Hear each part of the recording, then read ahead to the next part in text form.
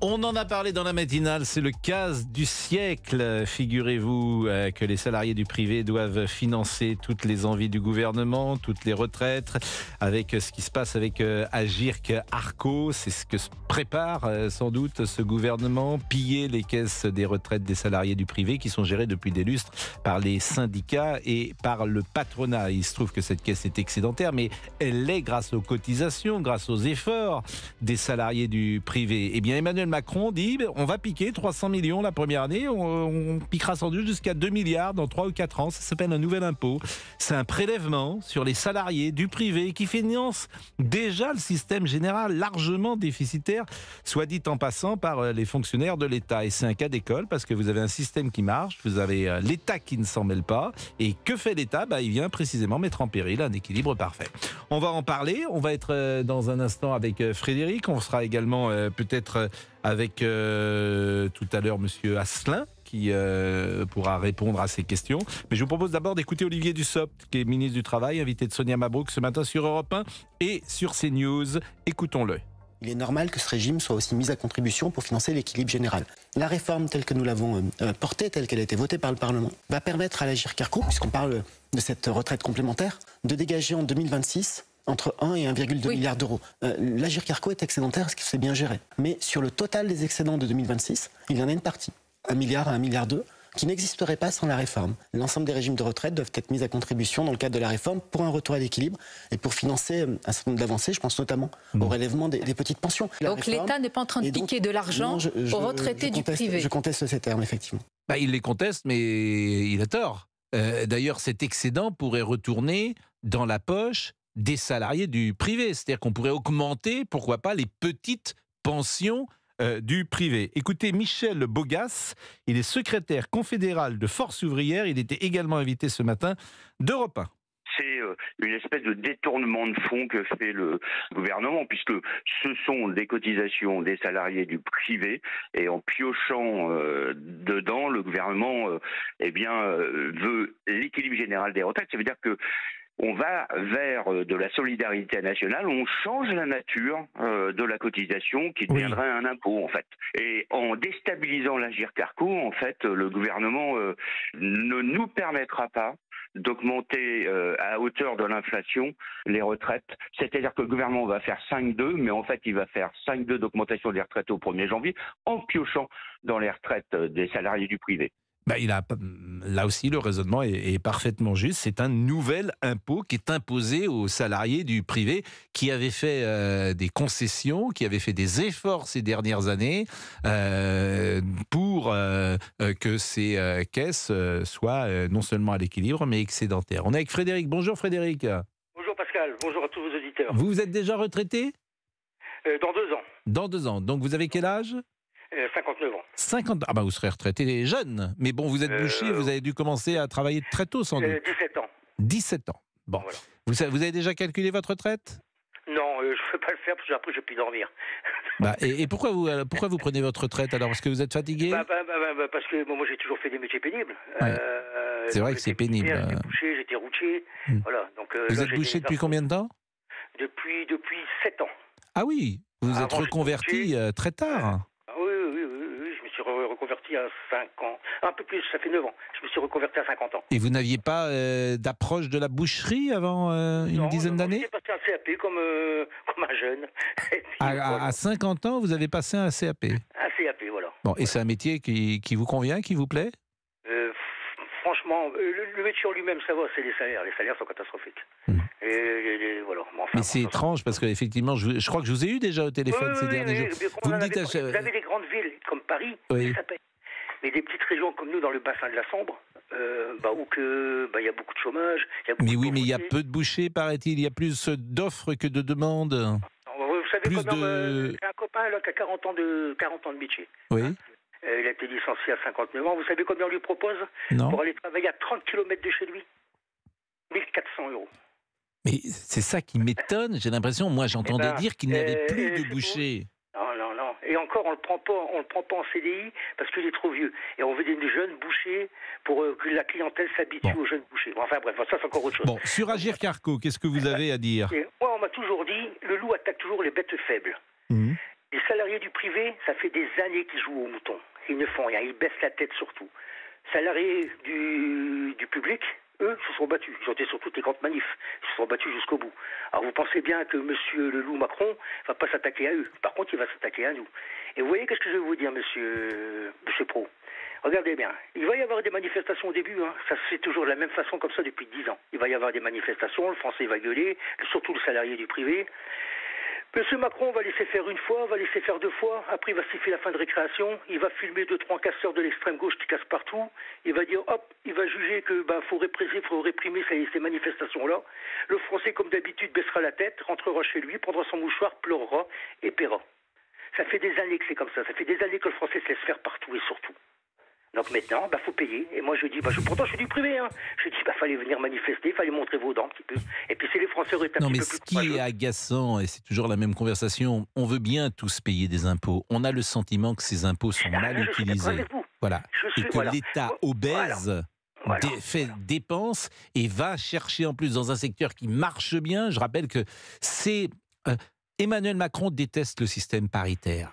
Là, c'est pas l'État. C'est géré par les patrons et par les syndicats. Oui, c'est géré sans que l'État s'en mêle. Ça marche, ça gagne de l'argent, et bien l'État vient de le piquer. C'est quand même extravagant. Je veux bien qu'on me raconte tout ce qu'on veut, c'est extravagant cette affaire. Alors on est avec François Asselin. Bonjour François Asselin, président de la Confédération des petites et moyennes entreprises. Ce qui est drôle d'ailleurs, c'est que Madame Sophie Binet, secrétaire générale de la CGT, est quasiment sur la position que je viens de dire à l'instant. Et j'ai l'impression qu'il y a consensus, monsieur Asselin, bonjour, sur cette position. Oui, bonjour Pascal Pro. Bonjour. Oui, qu'en bien pensez-vous ? sûr. Parce que d'abord, on va remettre dans le contexte ce que c'est que l'Agirc-Arrco.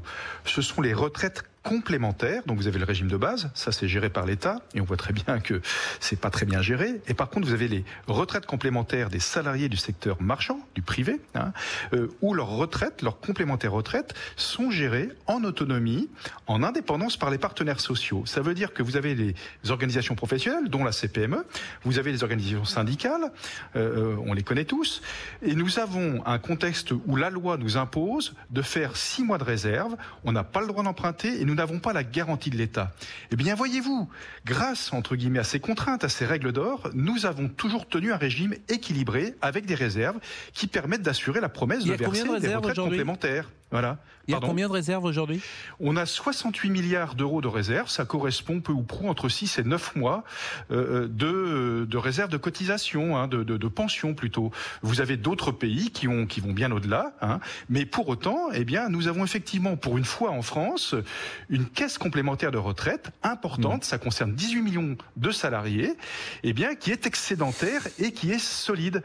Et là, vous avez le gouvernement, on peut dire la main velue de l'État, qui veut venir préempter, une enveloppe d'1,2 milliard sur l'Agirc-Arrco, alors que nous sommes, autonomes, indépendants de l'État. Nous n'avons pas la garantie. Donc effectivement, sur le principe, sur le fond, c'est franchement contestable. On va marquer une pause, mais vous allez nous dire comment on peut se battre et comment vous pouvez réagir. Il faut être honnête, Pascal Pro. On marque une pause, François Asselin. On marque une pause et on revient tout de suite. C'est l'occasion de saluer notre ami Fabrice Lafitte, qui est à manette aujourd'hui. Comme on est mardi, il a pu récupérer de son week-end. Oui. Hier, c'était un peu compliqué. Il est revenu vers nous vers 12h56.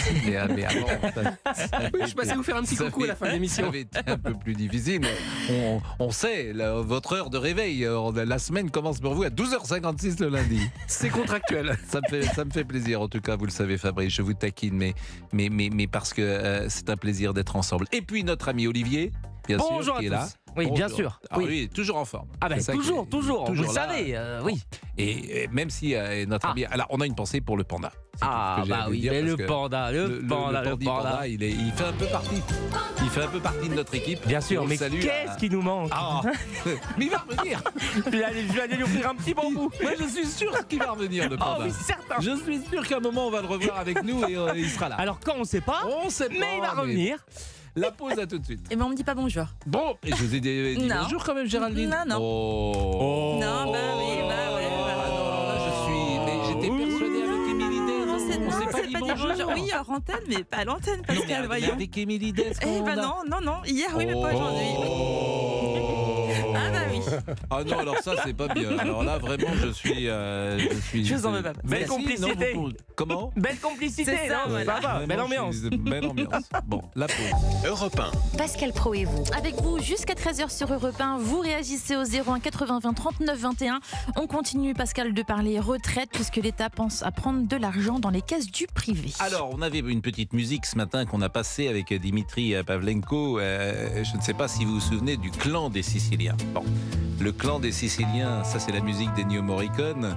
Dans le clan des Siciliens, il y a Jean Gabin qui joue Vittorio Manalese, qui est le chef du clan.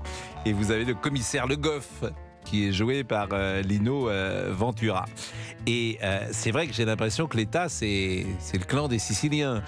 Sauf que à la fin du film, Lino Ventura, qui est le commissaire Le Goff, il vient arrêter Vittorio Manalese. Alors qu'à l'Élysée, à Matignon, à Bercy, il n'y a jamais de commissaire Le Goff qui débarque. Hein. Les fonctionnaires ont tous les droits, et notamment parfois de piquer dans la caisse du privé. Et puisque François Asselin est là, qu'il est président de la Confédération des petites et moyennes entreprises, en fait, il n'y a aucune marge de manœuvre, François Asselin. C'est-à-dire que vous êtes... vous pouvez faire des manifs peut-être, vous pouvez vous battre. Oui. Qu'est-ce que vous pouvez faire contre un État qui dit moi je vous pique 1 milliard ? Alors déjà, il faut qu'entre partenaires sociaux, on soit solidaires. Oui, et vous l'êtes tous, j'ai vu. Et on est d'accord, tout le monde est d'accord. Nous le sommes tous. Hein. Deuxièmement, si l'État commence à préempter les sommes de la Girc-Carco sans nous demander notre avis, eh bien, écoutez, c'est ni plus ni moins la fin du paritarisme, la fin des corps intermédiaires, la fin de la paix sociale. Enfin, je veux dire, oui, mais je suis d'accord avec vous, plein de choses qui... Ça, d'accord, j'entends, mais qu'est-ce que vous pouvez faire ? Rien ? Alors si, bien évidemment. C'est-à-dire que là, d'abord, il va falloir que nous négocions entre partenaires sociaux, parce que pour l'instant, nous n'avons pas signé d'accord entre syndicats et patronat. Et ça sera l'objet de la réunion de mercredi prochain, donc demain, où nous devons, entre nous, trouver un accord, comme nous l'avions fait d'ailleurs à chaque fois. La dernière fois, c'était en 2019. Et ce que nous avons à faire, parce qu'il faut quand même être honnête, quand on parle du minimum contributif, il est tout à fait logique, et nous étions pour nous à la CPME, qu'un salarié qui a pendant toute sa carrière professionnelle eu un petit salaire, eh bien qu'il partent à minima avec 85% du SMIC, franchement, c'est pas volé. Bah oui. Je suis d'accord avec vous. Et donc, voilà. Et il est vrai aussi, ce que dit Olivier Dussopt est tout à fait vrai, que la réforme des retraites portée par le gouvernement va mécaniquement augmenter les recettes de la Girc-Carco. Mais aussi, ce qui augmente les recettes de la Girc-Carco, c'est les embauches, tout simplement, que font les entreprises et l'augmentation des salaires. Donc nous, ce que nous disons, c'est que nous ne sommes pas complètement hermétiques à la solidarité. Bien évidemment que non. Et d'ailleurs, par nos impôts, vous soulignez fort justement, on vient rééquilibrer les caisses de retraite des fonctionnaires, tous les Français d'ailleurs. Bien sûr. Mais nous, pour autant, nous voulons... J'ai envie de dire, on est concernés, on est des salariés du privé. Puisque nous voulons être souverains parce que c'est notre gestion prudentielle que nous avons fait en bon père de famille, comme parfois on le disait, qui fait qu'on peut continuer à verser les retraites complémentaires d'une façon correcte à tous les Français, tenir cette promesse. Mais entre-temps, il va falloir bien évidemment augmenter le point d'indice, il va falloir faire en sorte que le cumul emploi-retraite puisse être avantageux. Tout cela, ce sont des sommes dont nous avons besoin au sein de la Girc-Carco pour récompenser tout simplement ceux qui font les efforts. Voilà. Et si l'État vient en plus décider tout seul de l'enveloppe qu'il va pomper dans les réserves de la Girc-Carco, bien évidemment, là, ça peut pas fonctionner. Nous ne sommes pas hermétiques à la solidarité, mais nous voulons décider de l'enveloppe et de la méthodologie. C'est à nous de décider, c'est notre argent, pour participer à l'effort, on va dire, de solidarité. Mais là, évidemment, c'est pas le chemin qui est en train de prendre l'État. Et ça, c'est choquant. Bon, je disais, Emmanuel Macron déteste le paritarisme. Est-ce que vous le diriez comme je le dis là ? Oh, ça n'a jamais été sa tasse de thé. Le paritarisme, c'est laisser à chaque niveau la responsabilité à ceux qui doivent l'assumer. Et pour les retraites complémentaires des Français, c'est nous, partenaires sociaux, qui assumons cette responsabilité. Et pourquoi on l'assume bien ? C'est parce que justement, on n'a pas le droit de faire d'emprunt, on n'a pas le droit de s'endetter, on n'a pas de garantie de l'État, donc quand il faut négocier, il faut qu'on trouve des solutions. Et voyez-vous, par exemple, en 2019, qu'est-ce qu'on a réussi à faire ? On a même mis en place un bonus-malus, une mesure d'âge sur le régime complémentaire, ce que n'ont jamais accepté d'ailleurs les syndicats de salariés sur le régime de base. Donc, lorsqu'il faut trouver des solutions collectivement parce qu'on est dans une situation où on doit prendre nos responsabilités pleines et entières, on arrive à trouver des solutions. Alors, si l'État, bien évidemment, vient s'immiscer là-dedans, quelque part, tout vole en éclats. Et ça, c'est très dommageable. C'est très dommageable. Et l'État en est conscient. Donc, je pense que nous allons arriver, je l'espère, à atterrir à une solution équilibrée. Parce que, si jamais chacun reste campé sur ses positions, là, oui, effectivement, ça peut être une crise importante entre le paritarisme, les partenaires sociaux et l'État. Merci beaucoup, François Asselin. Je rappelle que vous êtes président de la Confédération des petites et moyennes entreprises. Il y a sûrement beaucoup de gens qui sont en train de nous écouter, qui sont salariés du privé, et que cet argent pourrait leur revenir à eux. Je dis ça, un impôt supplémentaire. C'est-à-dire que les retraites pourraient être augmentées, les petites retraites pourraient être augmentées de ceux qui ont cotisé depuis tant d'années, et que ce n'est pas convenable d'imposer, me semble-t-il, un nouvel impôt à ces salariés du privé. Merci beaucoup, monsieur Asselin.